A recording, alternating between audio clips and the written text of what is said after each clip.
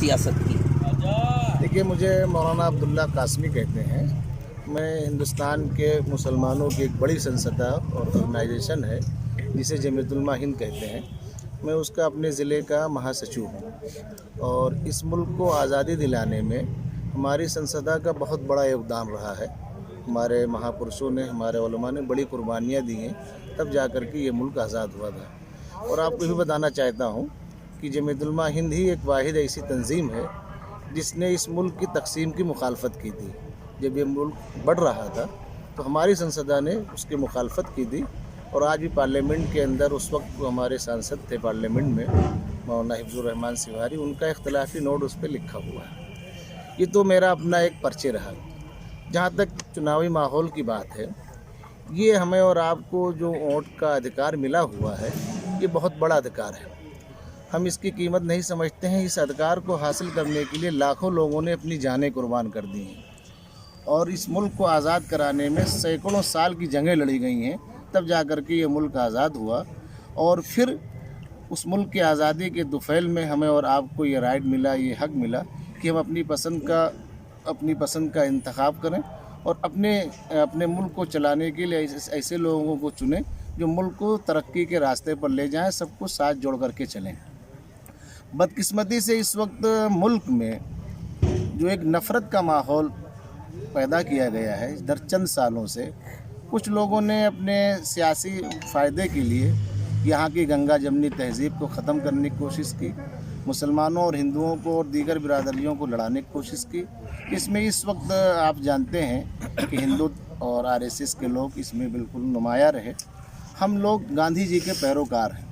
हमारा एक लेवल रहा है कि आपको मालूम होना चाहिए कि हमने इस मुल्क में गांधी जी को अपना लीडर माना था। उनको महात्मा गांधी का खिताब हमारी ही तंजीम के लोगों ने किया था। कुछ लोग इस वक्त ऐसे भी हैं हमारे ही उसमें भी जो मुस्लिम पॉलिटिकल की बात करते हैं और अपनी तंजीम को और अपनी सियासी जमात को बनाने की बात करते हैं। वो भी हिंदुस्तान की तारीख़ से वाकिफ़ नहीं है। हम आपको बताना चाहते हैं कि आज़ादी से पहले हमारे बुज़ुर्गों ने आंदोलन जो आज़ादी का चलाया था, तो उसमें एक बहुत बड़ी टीम हिंदुस्तान से गई थी और सबसे पहली जो हुकूमत जिलावतन हुकूमत अफ़गानिस्तान में बनाई गई थी, हमारे महापुरुष थे मौलाना हरा गमछा डाल करके लड़ाने की साजिश की जा रही। ऐसे में क्या संदेश है, क्या कौन से लोग हैं ये और क्या चाहते हैं देश में? देखिए, ये हिजाब का जो इशू छोड़ा गया है, पर्दे का इशू, तो हमारी संविधान में मुसलमानों को ये राइट हासिल है कि वो अपने मज़हब, अपने धर्म के एतबार से अपनी ज़िंदगी गुजारें। पर्दा भी हमारे धर्म की एक चीज़ है और मुसलमानों से हट करके यहाँ जो दूसरी कौमें रही हैं, गैर मुस्लिमों के अंदर भी पर्दे का माहौल रहा है। आज भी औरतें गैर मुस्लिमों की घूंघट डाल करके रहती हैं, अपने सर चेहरों की छिपाती हैं, ये कोई इशू नहीं है। लेकिन इस वक्त जो बदकिस्मती से जो सरकार है और उसके पीछे जो ताकत है, यानी आरएसएस की ताकत है, हम खुले लफ्ज़ों में कहना चाहते हैं, वो ऐसे इशू को छोड़ मैदान में ला करके असल मुद्दे से लोगों के जहन को और दिमाग को हटाना चाहते हैं। वो महंगाई की बात नहीं करना चाहते हैं, वो तरक्की की बात नहीं करना चाहते हैं, वो खुशहाली की बात नहीं करना चाहते हैं, वो सिर्फ नफ़रत को फैलाना चाहते हैं। तो अपने सियासी मफाद के लिए, सियासी स्वार्थ के लिए ऐसे मुद्दों को छेड़ा जाता है। एक लड़की का मसला, एक कॉलेज का मसला था और उसको इशू बना करके कि जो इलेक्शन का माहौल है उससे फ़ायदा लेने की कोशिश की जा रही है। और ये चंद लोग हैं, चंद लोग ऐसे हैं जो ऐसा कर रहे हैं। बहुत बड़ी तादाद आज भी गैर मुस्लिमों में ऐसी है जो मुसलमानों के साथ कंधे से कंधा मिला करके चल रही है। इस वक्त ये माहौल है। हम इस वक्त जो है यहाँ हिंदुस्तान के अंदर जो एक सबसे बड़ी पार्टी है कांग्रेस पार्टी, उसके जो राष्ट्रीय अध्यक्ष रह चुके हैं राहुल गांधी जी, प्रियंका गांधी जी, ये जो जनरेशन इस वक्त है, जिस तरीके से हम उनको सलाम करते हैं, उनको स्वागत करते हैं, जिस तरीके से उन्होंने इन सब चीज़ों को कंडम किया है और वो खुल के बोल रहे हैं इन इश्यूज़ पर, तो उन इश्यूज़ पर बोलने की वजह से हम उनके बहुत सख्त मद्दाह हैं।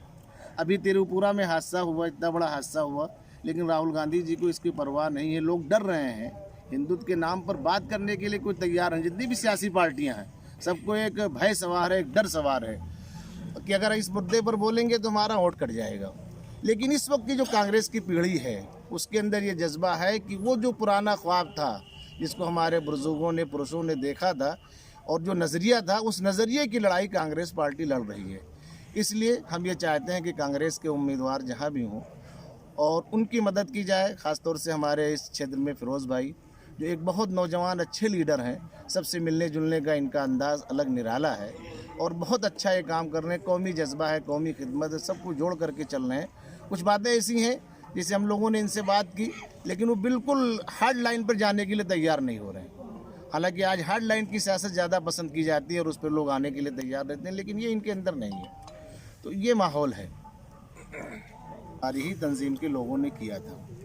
कुछ लोग इस वक्त ऐसे भी हैं हमारे ही उसमें भी जो मुस्लिम पॉलिटिकल की बात करते हैं और अपनी तंजीम को और अपनी सियासी जमात को बनाने की बात करते हैं, वो भी हिंदुस्तान की तारीख से वाकिफ़ नहीं है। हम आपको बताना चाहते हैं कि आज़ादी से पहले हमारे बुज़ुर्गों ने आंदोलन जो आज़ादी का चलाया था, तो उसमें एक बहुत बड़ी टीम हिंदुस्तान से गई थी और सबसे पहली जो हुकूमत जिलावतन हुकूमत अफ़गानिस्तान में बनाई गई थी, हमारे महापुरुष थे मौलाना उबैदुल्ला सिंधी रहमतुल्लाह अलैह।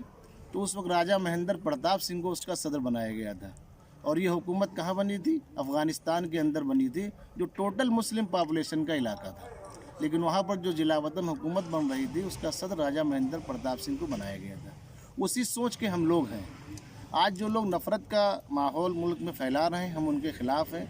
हम ये चाहते हैं कि हिंदुस्तान के लोग नफ़रत के माहौल को जो लोग फैला रहे हैं उनके ख़िलाफ़ जम करके वोटिंग करें और अपने इस राइट का और अपने इस हक़ का इस्तेमाल करें, ताकि एक पैगाम जाए।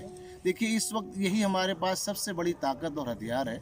अगर हम इस हथियार का सही इस्तेमाल नहीं करेंगे तो इसका नुकसान हमारी नस्लें उठाएंगी और हम खुद उठा रहे हैं। कर्नाटका में एक स्कूल से शुरू हुआ हिजाब का सिलसिला लगातार सोशल मीडिया की सुर्खियां बना है और कहीं न कहीं नए लड़के जिनको कुछ सियासत से पता नहीं है, उनके कंधे पर भगवा गमछा, हरा गमछा डाल करके लड़ाने की साजिश की जा रही। ऐसे में क्या संदेश है, क्या कौन से लोग हैं ये और क्या चाहते हैं देश में? देखिए, ये हिजाब का जो इशू छोड़ा गया है, पर्दे का इशू, तो हमारी संविधान में मुसलमानों को ये राइट हासिल है कि वो अपने मज़हब, अपने धर्म के एतबार से अपनी ज़िंदगी गुजारें।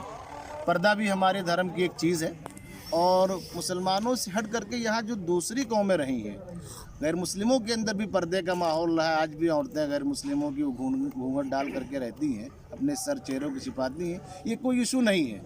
लेकिन इस वक्त जो बदकिस्मती से जो सरकार है और उसके पीछे जो ताकत है, यानी आरएसएस की ताकत है, हम खुले लफ्ज़ों में कहना चाहते हैं, वो ऐसे इशू को छोड़ मैदान में ला करके असल मुद्दे से लोगों के जहन को और दिमाग को हटाना चाहते हैं। वो महंगाई की बात नहीं करना चाहते हैं, वो तरक्की की बात नहीं करना चाहते हैं, वो खुशहाली की बात नहीं करना चाहते हैं, वो सिर्फ नफ़रत को फैलाना चाहते हैं।